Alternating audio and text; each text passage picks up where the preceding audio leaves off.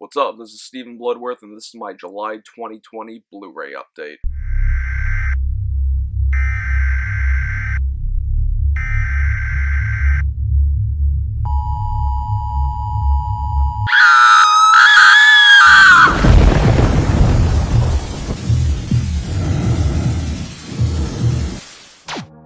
Another month has gone by, and yet again, I have gotten a shit ton of Blu-rays and DVDs. As always, I'm going to start with the Blu-rays that I got, and then probably we'll do a part 2 of the rest of the Blu-rays, and then part 3 will be a DVD update. We're going to start with the one 4K that I got, and this is one I've been wanting to see for years. It's from what a lot of people say is probably their favorite Dario Argento film.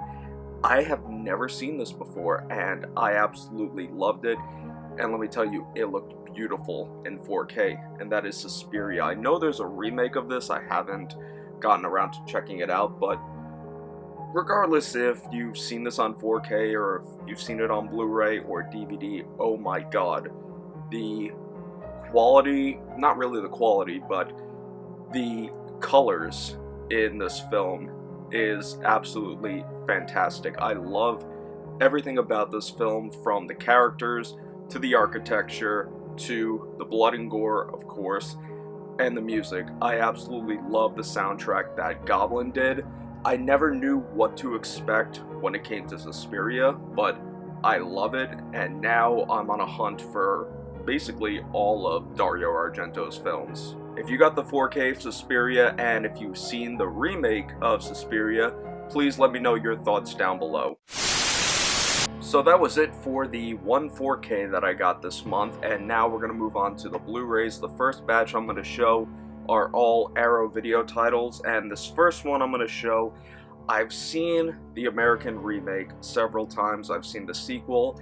Haven't seen the third one yet. A lot of people said they didn't like it, but this is the original Japanese series it was based off of, and it's Ringu. This is the Ringu Collection from Arrow. This is my first time checking out Ringu, and I absolutely loved it. I believe, just like, yeah, with all the Arrow titles, it does have the alternate original Japanese artwork on it. But when it comes to Ringu, I really do prefer this. I think it's a superior film over the American remake. The American remake is good, but it really doesn't beat the original Japanese film, and I haven't gotten around to seeing Ringu 2 or Ringu 0, I think it's called. I don't know. I haven't gotten around to checking those ones out. If you guys have seen the Ringu films, please let me know your thoughts down below, and let me know what you like better, the original Japanese films or the American films. And the next one I got, this is the original sequel. I do have the original up there, which, funny enough, is the first Arrow Blu-ray that I ever got. But my opinions of this have differed throughout the years. I haven't seen this one in years. I remember not liking it as much as I did the original, of course. Even Wes Craven said that he made this one because he needed money, and of course that's the original Hills Have Eyes Part 2. I didn't even know until years later, after seeing the original, that there was a Part 2. I always knew that there was a sequel to the remake, but I never knew that Wes Craven actually did a Hills Have Eyes 2. This one, obviously, a lot different than the first film, and a lot of people don't like it, and I'm pretty sure Wes Craven even didn't like it. If you're a Hills Have Eyes 2 fan and you have this Blu-ray, let me know your thoughts down below. This next one, this was a blind buy for me. I really didn't know what to think of it. It's from 1996, and the title is very misleading, and this one is called The Initiation. Basically, this one girl who has been having these dreams of a child murdering this one man, or trying to kill him, and watching him being set on fire by this other guy. She's pledging this sorority, and they're going through Hell Week, and their pledge master tells them that what they need to do on Hell Night is break into her father's, I guess, office and steal the uniform from the security guard. Now that sounds like a great plot, but we really don't see any of that until the end of the film, because the majority of the film is her trying to figure out why she's having these weird dreams. The entire film is just pretty much that, and her with this teacher's assistant trying to get to the bottom of why she's having these dreams. I'm pretty sure that you all know how this is gonna go, but I thought it was just gonna be a typical 90s sorority film. I had no idea what to expect. Very different, but I did enjoy this. If you're into stuff like this, it does have Vera Mills from Psycho and Clu Gulager from Return of the Living Dead. If you're into these kind of films, I'd say give it a shot. This one I haven't gotten around to checking out yet, but it looked pretty cool judging from the cover. It's from 1981, and this one is called The Slayer. If any of you out there have seen it, like I say a million times, let me know your thoughts of it down below in the comments. And this next one's a Mario Bava film, and I heard of this one years ago during Cinemassacre's Black Christmas review, where they were talking about the evolution of slasher films. And this one has been one that I saw years ago, and I've always wanted just to get an actual copy of it, and the Blu Ray for itself looked pretty okay, and that one is Mario Bava's Blood and Black Lace. This is a really good giallo and slasher film. If any of you guys are Mario Bava fans, please let me know down below what is your favorite Bava film. And this last bunch I've already shown before. I showed it in the Grindhouse video pickups video, but I figure I'd just show them again.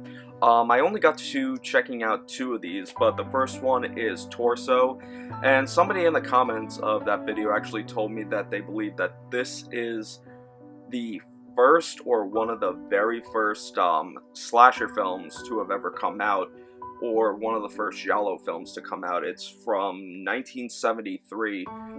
Whoever made that comment, I'll put your name down below once I edit this, but I'm definitely looking forward to checking this out even more after reading your comment. Thanks a lot. And this is from the same guy who directed Pieces, and this one is his film Slugs. Again, I have not gotten around to checking this one out yet, but it looks pretty disgusting. I hate anything having to do with bugs or just disgusting creatures like this. If any of you have seen this, let me know your thoughts of it down below. And the last 4 are all H.G. Lewis films. This one I did not get around to checking out yet, but everybody said that they loved this film most of all, and this one is The Gore Girls. A lot of people were saying that this was H.G. Lewis's best when it comes to the Gore trilogy. And this one I did not like as much, and a lot of people say that this is one of the weaker H.G. Lewis films, and it's Color Me Blood Red, about the painter who can't find the proper shade of red, so he decides to use human blood for his paintings.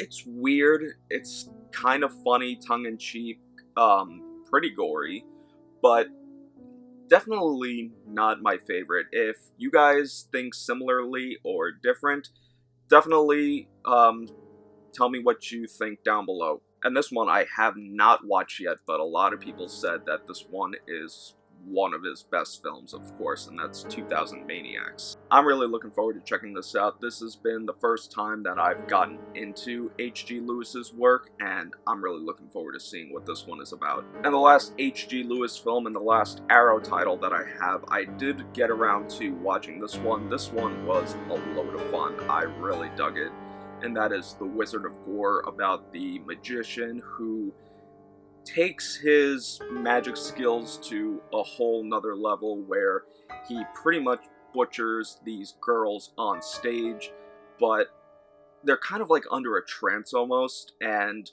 they come off normal, and then later on they die, showing the same exact wounds as they did during the magic show. It's a really weird film. It kind of in some way feels like just a weird H.G. Lewis gore film mixed with a giallo film. It's really interesting, and definitely a lot of disgusting blood. If any of you are wanting to get into H.G. Lewis's films, I say give this one a shot. And the next bunch that I got are all Scream Factory titles. This first one I literally sat down the other day to watch the first one. I got pulled away. at the last minute when I was watching it, but I hear nothing but amazing stuff about this series, and it's the Rec Collection, and it has Rec 1, Rec 2, Rec 3 Genesis, and Rec 4 Apocalypse. I'm really looking forward to checking this out. People that are not even horror fans, that are friends of mine, have told me that they love at least the first Rec film. If any of you Rec fans out there have seen this box set in particular, please let me know your thoughts. And this next one that I got, I cannot believe I never owned any of the original Amityville films. This is Scream Factory's release with the original Amityville 2 and Amityville 3D, and of course I needed to get it. And of course, I'm a Long Island boy. I live maybe 30 minutes away from the actual Amityville house, and I've actually seen the Amityville house when I was doing a EMS standby one day. It's not a fun story, but anyway, this is, I think I was talking the whole time without showing the box set, but this is a really nice looking box set from Scream Factory. I heard somewhere that this might be going out of print, so I did want to get it when I could, and for some reason, like, all the Amityville films always go out of print, but any Amityville horror fan, any just lover of the Amityville story, please let me know your thoughts down below. And this one, I had no idea that Scream Factory did a Blu Ray of this one. This is the Human Centipede complete sequence, so it has all the Human Centipede films in it. And I think I heard somewhere that Tom Six was actually doing a fourth Human Centipede. I don't know if that was a joke, because he said he did want to end it at 3. But I like the first one. The second one I love. I thought it was one of the most demented things I've ever seen. Part 3, really I only liked it for Tiny Tom Lister. I don't know, but this Blu-ray looks awesome, and I only own Part 2 on Blu-ray. I don't own 1 or 3. I think I only have those on VOD, but any Human Centipede fans out there, and if anybody knows if Tom Six will be doing a Human Centipede 4, please let me know in the comment section down below. And this next one, I did not get around to checking out yet. I have not seen this nor the remake, and that is My Bloody Valentine. Any Bloody Valentine fans out there who want to or have checked this one out, let me know your thoughts. I really love this artwork, and I love how I got the slipcover. Not very lucky when it comes to Scream Factory slipcovers, but anyway, let me know your thoughts down below if you own this Blu-ray. And this one I was really shocked to see Scream Factory do a Blu-ray release of, and it's Zack Snyder's remake of Dawn of the Dead. I actually do like this remake. I do think it's well made. I do enjoy it. This is the unrated edition, and it does have the original cover. It's a reversible cover, but I always enjoy this film. Of course, it's nothing compared to the original. I can't wait for that 4K set to come out, but I've always enjoyed it. If you like Zack Snyder's film, or if you like Zack Snyder's films in general, let me know your thoughts down below. And this one I got because I never owned any copies of this one, and it's George Romero's Land of the Dead. I did enjoy this. I love Eugene Clark. I've met him a couple of times before. Really nice guy. I loved this one when I was a kid. I still do like it, but it really does have a comic book feel to it. John Leguizamo and Dennis Hopper are awesome as usual. The one thing I cannot do with this film is the CGI gore. Yeah, there's some great gore from Greg Nicoretto, but the CGI is just not needed. But overall, I do like Land of the Dead. I think it's a great entry in the Romero zombie films. If any of you guys think similar or different, let me know down below. And this next one, another Romero film. This was a first watch for me, and that is Monkey Shines. I was really surprised to see that, what's his name? Jason Beige from Chicago Fire and Chicago PD was in this. Basically a guy gets paralyzed, and his friend gives him a monkey to pretty much help him out with his daily life. And the monkey just has a strange, overly protective personality, and the monkey just goes after everyone that shows this man any affection or any aggravation at all. It's really bizarre. I'm pretty sure most of you guys have seen Monkey Shines. I know this Blu-ray is out of print. Hopefully one day there'll be a new version or maybe a 4K at one point. This next one I did not get around to checking out yet. I have been really wanting to get into a lot more of the 70s horror films, and this one is Phantom of the Paradise, and I believe that one of the characters in this film might have been the inspiration for Marilyn Manson's makeup. I hear a lot of people saying that. Maybe it's a rumor, or maybe if it's true. If any of you guys know it, or if you've seen Phantom of the Paradise, let me know your thoughts down below. This next one's a John Carpenter film, and a lot of people say that it's one of his best films, and it's Body Bags. This is an anthology, and I'm really surprised to see Mark Hamill in this one, but this is one I've been wanting to get for years. I have never seen it. I'm really looking forward to checking it out. If any of you guys are fans of Body Bags, please let me know your thoughts down below. Also, let me know what's your favorite anthology out there. And this one I got during the Scream Factory going out of print sale, and this one is The Town That Dreaded Sundown. I have not seen this one yet. I've heard nothing but awesome stuff about this throughout the years. If any of you guys are fans of this or have seen it, please let me know your thoughts down below. And this one just came out recently. I've never seen this before, and I really did enjoy it, and this one is called Orca. It is pretty much Jaws meets Moby Dick, about these guys at sea who end up killing this female orca, and one of the orcas just goes crazy and purposely targets everybody from the boat. It's very bizarre, but it's a really well-made film. I really did enjoy this. You pretty much just see killer shark films and occasionally maybe a dolphin film, but I don't think I've ever seen anything involving orcas. Anybody of you who've seen this one, let me know if you think similarly. Another one that I got from the going out of print sale, and this cover has been haunting me for years. I have been waiting to get it, and once I saw it included, I was like, you know what? I better just get this now while I can, and this one is Demented. Haven't seen it, don't know anything about it. If any of you guys have seen it, as I always say, please let me know your thoughts down below. And this next one, I cannot believe I've never seen this. It's been one of those films where I've been meaning to pick up for years and only have just gotten around to it now, and that is Slumber Party Massacre. I know a lot of people are probably laughing at me because I've never seen it before, but please let me know your thoughts down below. I really do need to buckle down and watch this one. And the last Scream Factory title that I got, and this one is... And the last Scream Factory title I got, this one they did with IFC Midnight, and this is the Cabin Fever remake. This Blu-ray box is pretty messed up from shipping. I saw Cabin Fever recently, the original, and I did see the sequel. I hear just a lot of people don't like the remake, but I figured I'd give it a shot. If any of you have seen the remake of Cabin Fever, please let me know your thoughts down below.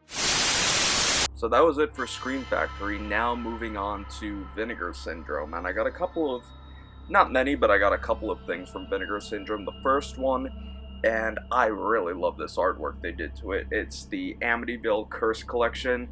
I know I showed the ones from Scream Factory, but I really love how they did the, what they did with the house in here.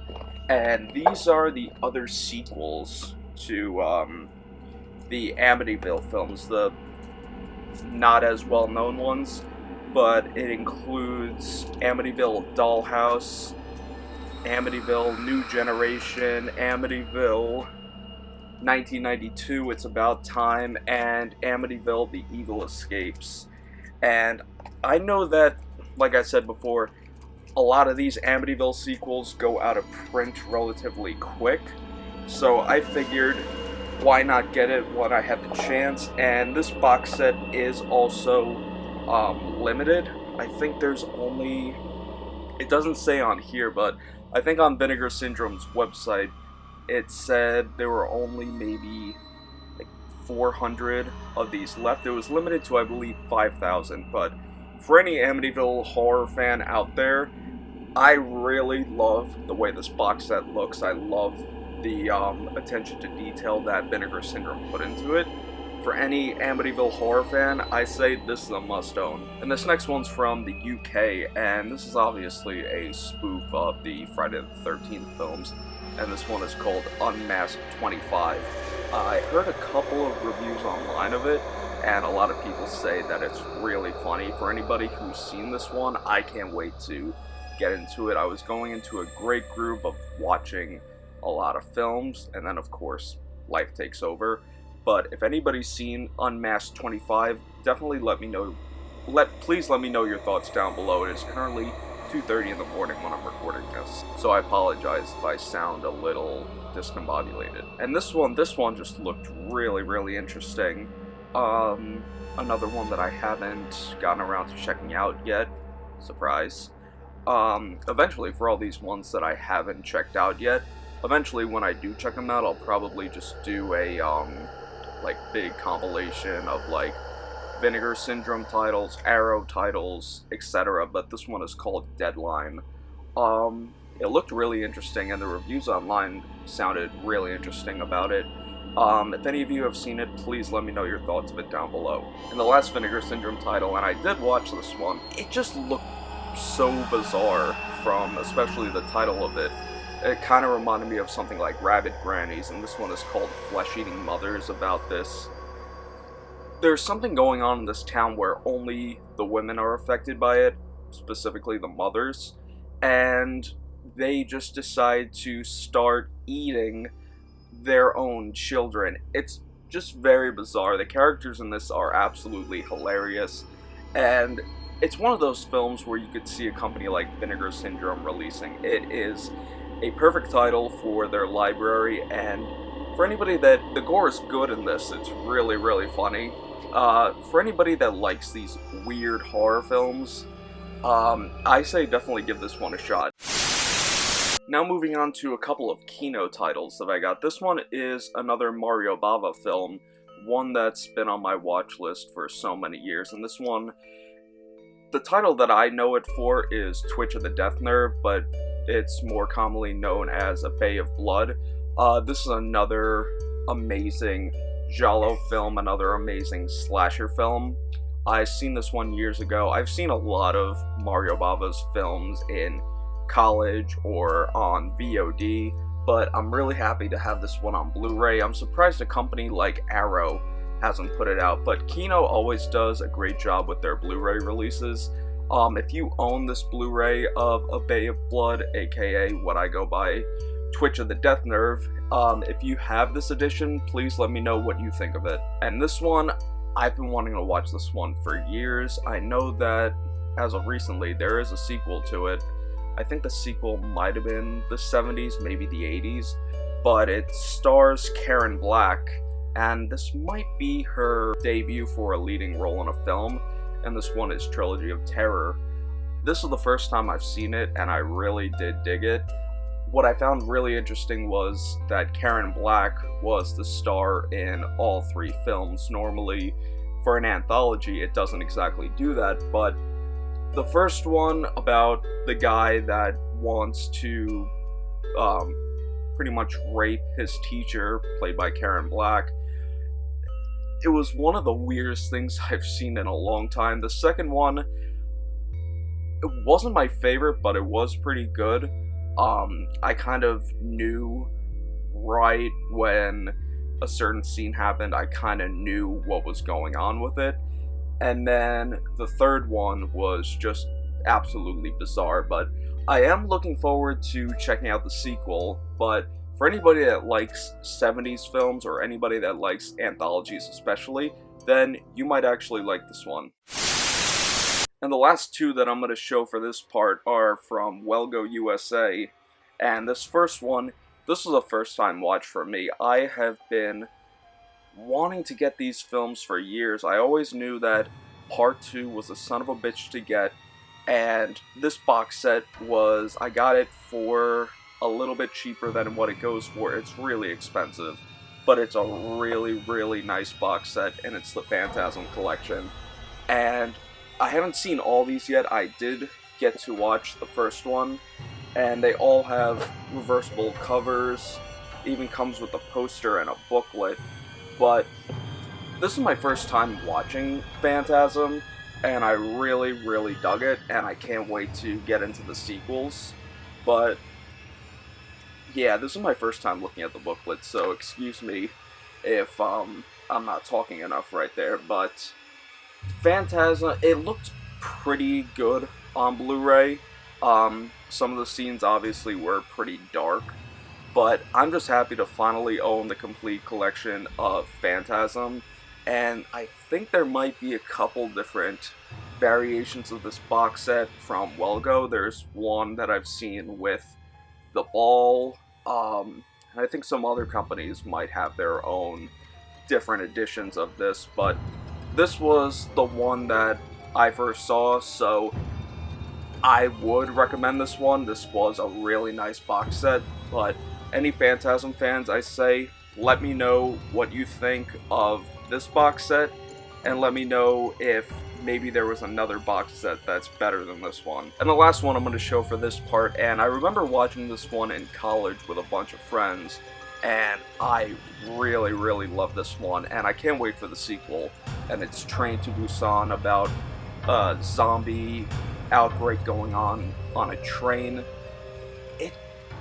This film was just mind-blowing when I saw it. I really dug it.